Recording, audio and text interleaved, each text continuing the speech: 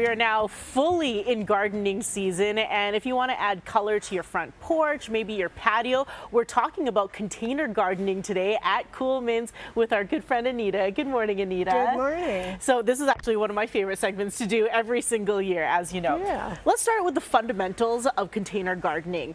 What containers can we use? Well, any container can work. You need to have drainage holes in the bottom. I always like to choose larger rather than too small.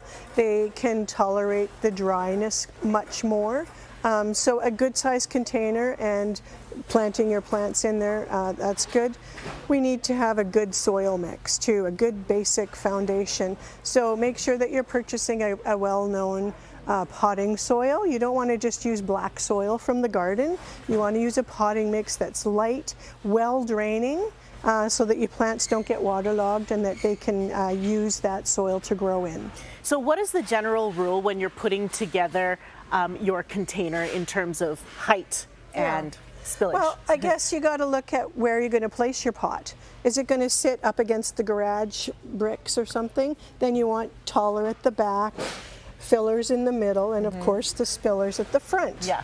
If it's going to sit in the middle of your patio or deck, then you want to be able to see nice all around. So then your big thriller is going to be more in the middle, and your fillers and spillers come down. And we want it to create big impact. So how do I take care of my container garden so I get the most use out of it for the entire season? Well, watering is very important, and I always recommend that people use a bit warmer water rather than too cold.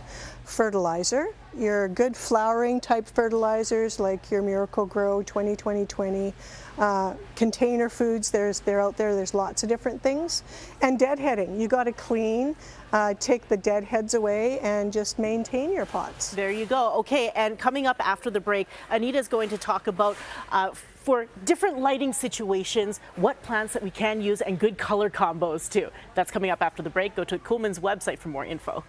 We're talking about my favorite topic here at Kuhlmann's, container gardening, and there's so many choices. Where do we begin? Lighting situations, that's what Anita says. So let's say I have a full shaded porch that I want to have a container for. What do you suggest? Shady areas are always a little bit more difficult. There's not as many flowers that you can use.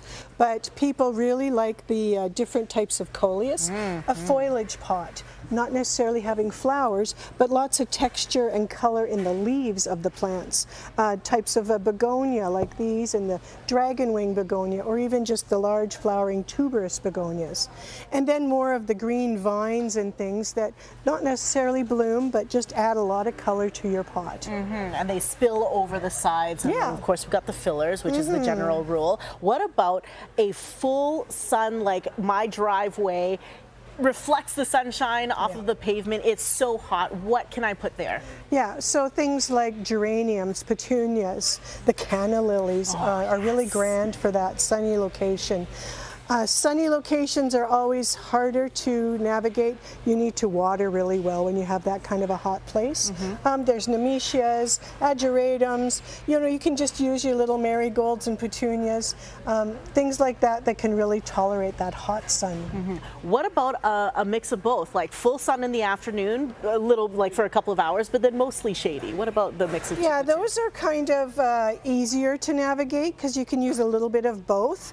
I think the shade plants don't tolerate that sun, so if you're going to have something to plant in a place like that, choose things that are a little bit more sunny rather than shady. Okay, wonderful. Anita, thank you so much, as always, for all of your guru garden advice. For more information on container gardening or anything else for the season, head to Kuhlmann's website on your screen.